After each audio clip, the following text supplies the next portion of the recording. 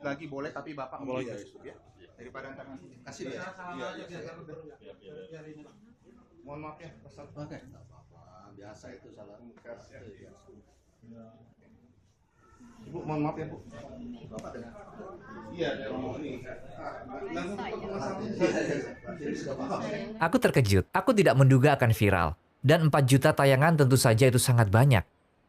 Alhamdulillah, menurutku itu bagus. Karena bisa membantu menyebarkan pesan, sedikit menjelaskan alasan mengapa aku pindah agama, dan terutama tentang Islam pada intinya. Karena tentu aku bukan seorang cendekiawan, tapi semoga bisa bermanfaat. Bisa tolong ceritakan pada kami beberapa komentar yang kamu terima, komentar positif atau negatif, dan mana yang paling menarik bagimu? Ya, ada banyak orang yang berkata, cocok sekali denganku, dorongan terakhir yang aku butuhkan. Jadi mereka mengucapkan syahadat. Ya, jadi ada beberapa orang yang menjadi muslim, dan tentu bukan karena wawancara kita. Tapi tetap berpengaruh karena mereka bilang video itu dorongan terakhir. Jadi ya, menurutku itu luar biasa. Dan tentu saja ada beberapa komentar negatif. Tapi menurutku itu normal. Tapi tanggapan yang paling luar biasa berasal dari seorang pria beragama Buddha. Lucu sekali. Dia bilang padaku, aku memang tidak pernah mendalami agama. Dia berkata, aku beragama Buddha. Dan kalau kamu perhatikan konsep inti agama Buddha, tentu saja bisa dibilang ateis. Karena tujuan dari agama Buddha adalah pergi ke nirwana. Dan itu berarti kamu menghilang. Lalu dia berkata, ya, aku selalu merasakannya seperti ateisme spiritual. Dan tentu saja itulah yang dia katakan. Lalu dia berkata, ini pertama kalinya aku pikir mungkin ada sesuatu yang lain, mungkin ada sang pencipta. Dan itu, kemudian dia mencari tahu. Dia salah seorang yang pada akhirnya mengucapkan syahadat. Jadi sangat lucu mendengarnya. Dalam konteks Belanda sangat agnostik, sangat sekuler. Katakanlah punya latar belakang Kristen. Lalu ada seorang pria Buddha di Belanda yang menjadi seorang Muslim. Sekarang aku ingin ajukan beberapa pertanyaan yang sering ditanyakan oleh mereka yang tidak percaya. Apa yang akan kamu katakan pada orang yang bilang Rasulmu menjiplak perjanjian lama dan perjanjian baru sehingga menghasilkan Al-Quran? Tidak, itu sungguh mustahil. Tentu saja, aku juga mempertimbangkan argumen itu, terutama ketika aku mengkritik Islam. Tapi jika memperhatikan Al-Quran dan struktur di dalamnya, hampir mustahil bagi seseorang apalagi jika tidak mempunyai komputer untuk memastikan ada kesatuan di dalamnya. Dan ada banyak kesatuan entah mereka percaya atau tidak. Bahkan orang-orang yang sangat skeptis dari tradisi barat bahkan tradisi timur. Dan aku tidak bicara tentang negara-negara muslim. Mereka bilang ini kitab yang luar biasa. Jadi bagi seseorang yang tidak punya komputer dan bisa dibilang buta huruf, itu tidak mungkin bisa membuat sesuatu seperti itu. Jika beliau bisa, maka dianggap keajaiban tersendiri. Tapi jika orang berkata beliau meniru atau semacamnya, perjanjian baru bahkan belum ada. Tidak ada perjanjian baru. Tidak diterjemahkan ke dalam bahasa Arab. Dan jika beliau benar-benar buta huruf, bagaimana beliau bisa tahu? Bagaimana jika ada 2 atau 3 orang menceritakan padanya beberapa cerita tentang Kristen? Ada begitu banyak keagamaan mendalam di Al-Quran terkait dengan agama Kristen. Itu tidak mungkin karena, sekali lagi, saat itu belum ada perjanjian baru. Jadi beliau tidak bisa menyalinnya sama sekali. Tidak mungkin. Aku selalu menganggap ketika aku perhatikan agama Kristen, aku selalu melihatnya sebagai kitab dengan banyak kebenaran. Namun, bukan kebenaran yang lengkap. Jadi ketika aku perhatikan perjanjian lama, perjanjian baru dan Al-Quran, dan aku letakkan di sebelahnya seperti teka-teki. Jadi ketika ada yang kurang, dan beberapa perubahan terjadi dalam perjanjian lama dan perjanjian baru. Dan ketika Islam datang dengan Al-Quran, bisa dibilang meluruskan 2 wahyu pertama, sehingga melengkapi agamaku. Dan itu tentu saja ada di dalam Al-Quran. Pada hari ini telah aku sempurnakan agamamu untukmu. Lalu jika diperhatikan dari sudut pandang keagamaan, bahkan dari sudut pandang agama Kristen, sebagai mantan Kristen tentu saja menurutku itu penting. Jadi itu benar. Dan bagian Yesus, Isa alaihissalam, dia dalam agama Kristen, orang yang sangat inti. Dia menjadi tokoh utama, tapi dia tidak hilang dalam Islam. Karena beberapa orang bertanya kepadaku, mengapa kamu meninggalkan tim Yesus? Ada pertanyaan seperti itu. Dan aku katakan pada mereka, aku tidak meninggalkan tim Yesus. Yesus juga ada di tim kami. Jadi bagi banyak umat Kristen, sangat sulit menerima ada orang lain setelah Yesus. Dan jika mereka mau menerimanya, maka sangat mudah bagi mereka menjadi Muslim. Mereka juga bertanya-tanya tentang syariat. Umumnya mereka hanya ingat beberapa hukuman yang sangat keras, seperti yang mereka lihat di media. Apakah syariat benar-benar seperti yang dipikirkan kebanyakan orang? Jika tidak, lalu apa itu syariat? Ya, tentu aku bukan seorang cendekiawan. Tapi yang aku tahu, ya ketika aku baca dan belajar tentang syariat. Mereka berkata, itu doktrin tentang kewajiban agama. Dan lingkupnya luas sekali. Ada kaitannya dengan pakaian, kaitannya dengan makanan, kaitannya dengan ibadah, kaitannya dengan perdagangan. Ada kaitannya dengan segalanya dan tentu saja ada bagian kecil yang ada kaitannya dengan peradilan pidana. Namun di negara-negara barat, Ini terkait propaganda di masa lalu. Maksudku, di abad ke-16 dan ke-17. Namun sampai hari ini orang-orang berkata, syariat seperti ini dan itu. Tidak, itu bukan syariat. Itu hanya sebagian kecil dari syariat. Namun karena Islam adalah konsep yang menyeluruh, jadi tidak hanya membahas tentang hati. Islam agama praktik, sangat cocok dengan kehidupan di bumi ini, di dunia. Jadi maksudnya kita harus membahas semua aspek ini, semua bagian ini yang juga ada di dunia. Dan peradilan pidana bagian darinya. Dan banyak orang di barat sering berkata kepadaku, mereka tidak menghukum orang. Misalnya ada orang-orang yang melakukan pemerkosaan. Mereka hanya mendapat hukuman 1 tahun penjara, 1 tahun. Dan bisa aku bayangkan, sebagai seorang ayah, apabila putriku diperkosa, aku tidak ingin orang ini dihukum 1 tahun. Aku ingin hukuman yang berat, hukuman yang nyata. Dan ketika aku perhatikan sistem lain, tentu saja ada hukuman yang lebih berat. Tapi bukan itu yang dimaksud dengan syariat. Kita punya konsep syubhat. Menurutku, jadi sebelum seseorang benar-benar dihukum seperti itu, ada begitu banyak faktor, begitu banyak batasan, hingga hampir mustahil. Jadi seringkali hanya untuk memastikan agar orang mengerti bahwa ini kejahatan yang sangat besar, yang hendak dilakukan atau yang sudah dilakukan. Namun di barat, mereka tidak melihatnya seperti itu, karena mereka tidak ingin melihat Islam apa adanya. Seringkali, terutama mereka yang memang tahu inti agama Islam. Tapi mereka tidak ingin menjadi seorang muslim. Jadi mereka menerima argumen ini dan sedikit mengubahnya. Lalu mereka membuatnya jadi tampak sangat menakutkan seperti itu. Namun jika kamu perhatikan Kekaisaran Ottoman misalnya, atau kemurtatan, karena itu yang sering orang bahas, ya kan? Ketika kamu murtad, kamu akan dibunuh dan sebagainya. Kalau kita bandingkan misalnya dengan Amerika sebelum menjadi Amerika Serikat, sudah ada banyak orang yang terbunuh di sana karena mereka keluar dari agamanya. Karena gereja atau negara bagian di sana berkata, kamu bukan orang Kristen sejati atau kami curiga. Lihat saja inkuisisi di Eropa. Mereka membunuh begitu banyak orang, beribu-ribu orang. Dan jika dibandingkan misalnya dengan Kekaisaran Ottoman, selama lebih dari 400 tahun Kekaisaran Ottoman, hanya 3 orang yang dihukum seperti itu. 3. Dan jika dibandingkan dengan negara-negara barat, ada beribu-ribu. Namun tetap saja mereka pikir Islam menakutkan dan akan membunuh semua orang. Dan negara barat itu baik dan indah. Tidak, sebenarnya bukan seperti itu. Itu tidak faktual, tidak berdasarkan sejarah. Tapi ada hubungannya dengan propaganda. Jadi, tapi aku rasa itu topik lain. Mereka juga bertanya, mengapa kita perlu hukum dari Tuhan agar bisa memerintah dengan adil? Tidak bisakah kita menentukan yang benar dan yang salah sendiri? Assalamualaikum saudara-saudariku. Kami menyadari bahwa 80% dari penonton kami, termasuk video ini, tidak mensubscribe channel kami. Seperti yang kamu tahu, kami adalah organisasi non-profit dan iklan dinonaktifkan pada video-video kami. Towards Eternity bukan hanya sebuah channel YouTube, tetapi juga madrasah. Di sini kami mencoba mendidik diri kami dan para pemuda secara Islami. Jadi alasan kami meminta ini adalah untuk menyebarkan kebenaran. Mungkin tampak seperti tindakan kecil, tapi insya Allah akan membantu kami menjangkau jutaan orang. Sekarang mari kita klik tombol like dan subscribe, dan mari berjalan bersama-sama towards eternity. Mereka juga bertanya, mengapa kita perlu hukum dari Tuhan agar bisa memerintah dengan adil? Tidak bisakah kita menentukan yang benar dan yang salah sendiri? Iya, pertanyaan yang hampir filosofis. Tidak, menurutku manusia tidak bisa melakukannya, karena manusia sangat mudah berubah. Dan ketika kita perhatikan sejarah, dan tentu saja aku orang barat, dan aku tinggal di barat. Aku perhatikan sejarah barat, ketika orang mengira mereka bisa hidup tanpa Tuhan. Tanpa Tuhan, Allah, tidak berjalan dengan baik. Ketika kita perhatikan, misalnya DDR, Jerman Timur, atau jika kita perhatikan misalnya Uni Soviet, Rusia. Mereka menganut komunisme. Dan dalam komunisme, agama negaranya adalah ateisme. Dan sudah banyak sekali ulama yang dibunuh di sana. Hanya karena mereka beragama Islam, mereka menyebarkan agama serta keyakinan pada satu Tuhan. Mereka dibunuh, dibantai dengan cara yang mengerikan. Para biarawan Kristen juga. Ada banyak sekali orang yang terbunuh. Jadi jika orang-orang berkata, ya agama selalu menyebabkan kekerasan, lihatlah Uni Soviet. Mereka jelas-jelas tidak beragama, dan mereka melakukan kejahatan yang mengerikan. Lebih dari 20 juta rakyatnya terbunuh, apalagi orang lain. Bahkan di Albania, yang dulunya adalah negara muslim, tentu saja ketika mereka di bawah pemerintahan komunis Enver Hoxha, dia membunuh banyak orang. Di Cina, Korea Utara, ada banyak sekali contohnya. Dan tentu saja, untungnya terkadang terjadi perubahan. Tapi kalau kita perhatikan manusia memerintah dirinya sendiri tanpa bimbingan Tuhan, maka tidak berjalan dengan baik. Bahkan ketika kita perhatikan Perang Dunia Kedua, Nazi Jerman dari tahun 1939 hingga 1945. Dia menguasai benua Eropa. Tapi banyak sekali orang yang terbunuh. Bahkan penyandang disabilitas dibantai dengan cara yang paling mengerikan.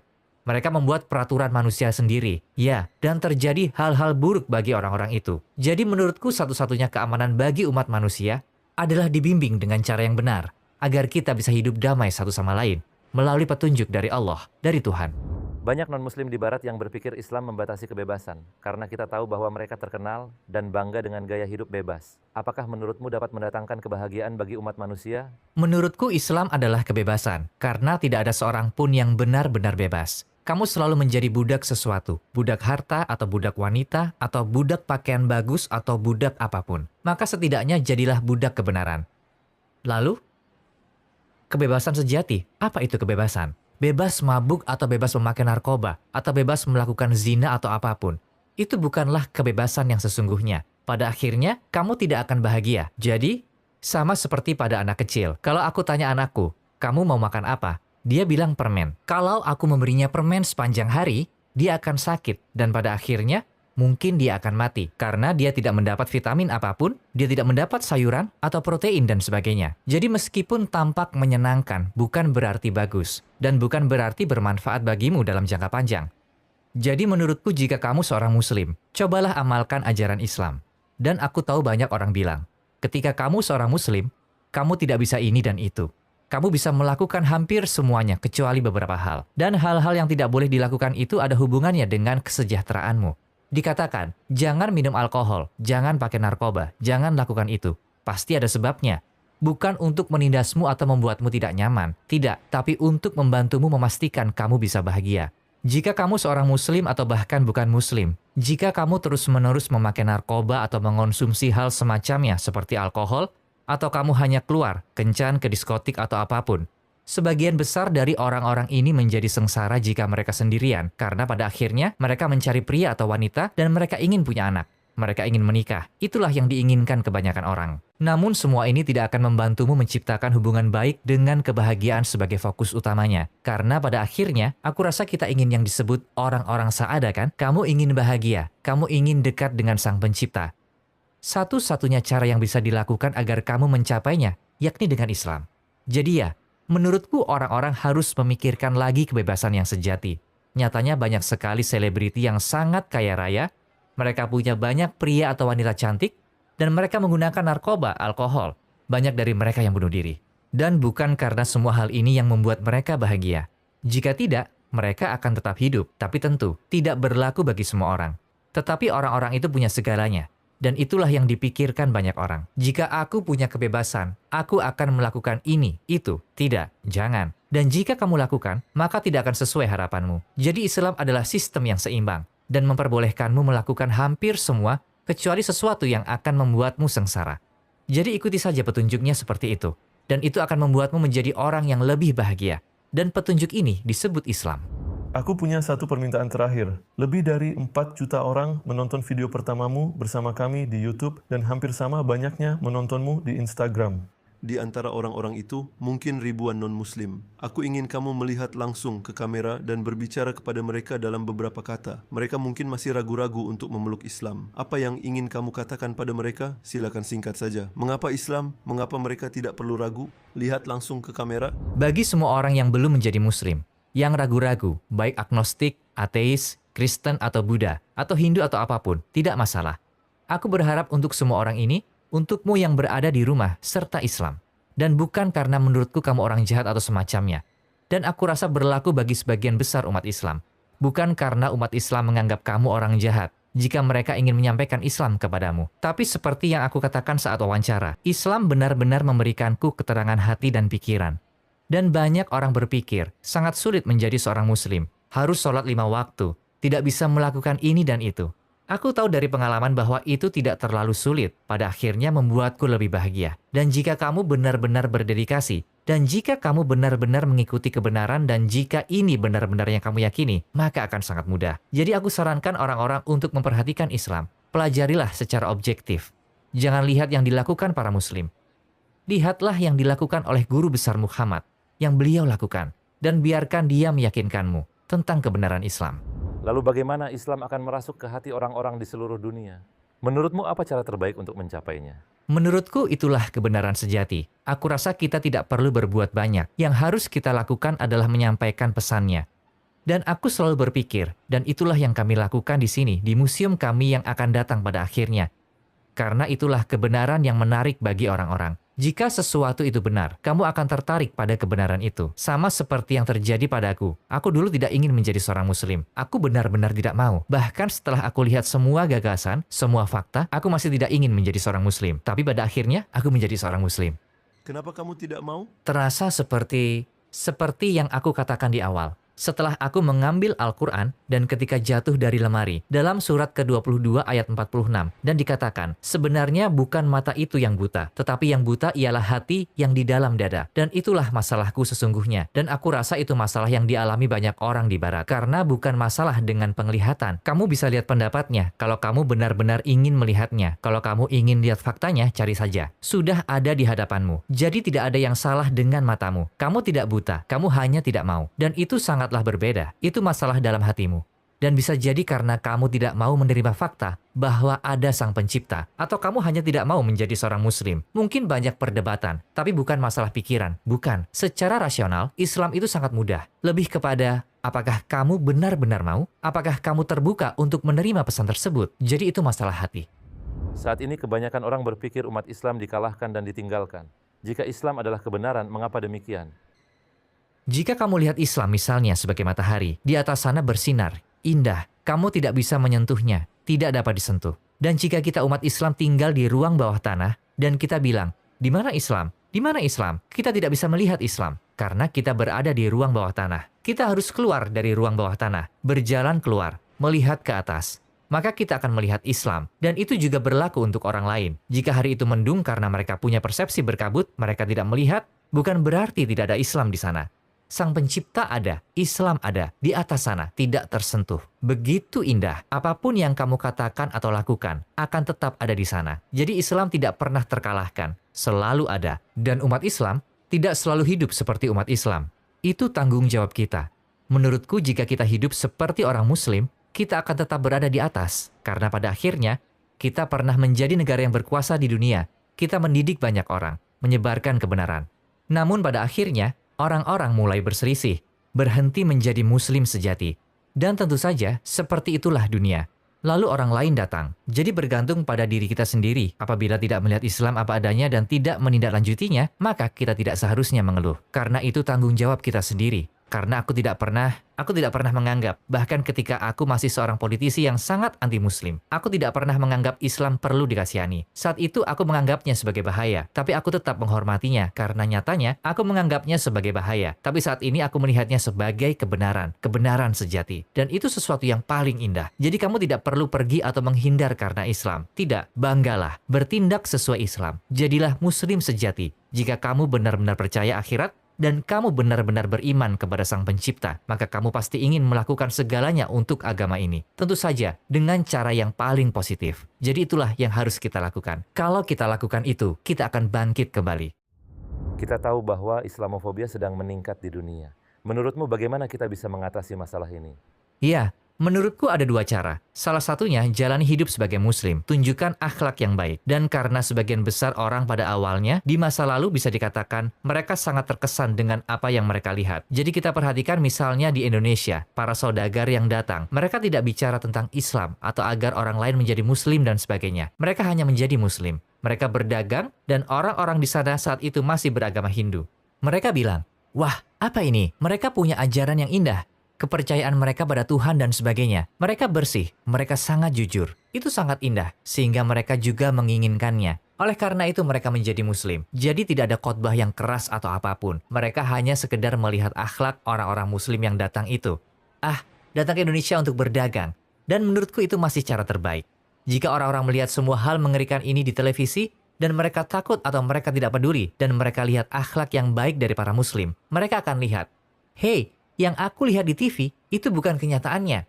Ketika aku lihat umat Islam, itulah Islam yang sesungguhnya. Dan banyak orang yang tidak membaca Al-Quran. Mereka tidak baca hadis. Mereka membacamu dan membacaku. Jadi ayo, menjadi buku yang terbuka dan menjadi buku terbaik yang mereka baca. Menurutku itu sangatlah penting. Dan tentu saja selain itu juga pendidikan. Ajarkan pada mereka. Jika mereka tertarik dan mereka ingin tahu, harus ada yang mengajarkan. Tentu saja orang-orang baik mengajarkan tentang Islam. Menjelaskan konsep inti dan Islam sejati. Jadi menurutku ada dua cara.